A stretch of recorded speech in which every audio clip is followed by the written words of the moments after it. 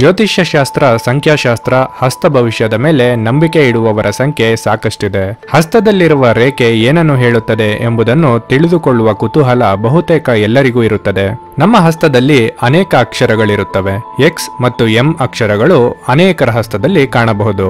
ಆದರೆ ಎಚ್ ಅಕ್ಷರ ಬಹಳ ಅಪರೂಪ. ಹಸ್ತಶಾಸ್ತ್ರದ ಪ್ರಕಾರ ಹಸ್ತದಲ್ಲಿ 3 ರೇಖೆಗಳ ಸಹಾಯದಿಂದ ಎಚ್ ಅಕ್ಷರ ಮೂಡಿರುತ್ತದೆ. ಈ 3 ರೇಖೆಗಳು ನಿಮ್ಮ ಹೃದಯ, ಅದೃಷ್ಟ ಮತ್ತು ಮೆದುಳಿಗೆ ಸಂಬಂಧ ಹೊಂದಿರುತ್ತವೆ. ಈ 3 ರೇಖೆಗಳು ಕೂಡಿದ್ರೆ ಹಸ್ತದಲ್ಲಿ ಎಚ್ ಅಕ್ಷರ ಮೂಡುತ್ತದೆ. ಶಾಸ್ತ್ರದ ಪ್ರಕಾರ ಹಸ್ತದಲ್ಲಿ ಎಚ್ ಅಕ್ಷರವಿದ್ರೆ 40 ವರ್ಷದ ನಂತರ ಆ ವ್ಯಕ್ತಿಗೆ ಯಶಸ್ಸು ಪ್ರಾಪ್ತಿಯಾಗುತ್ತದೆ.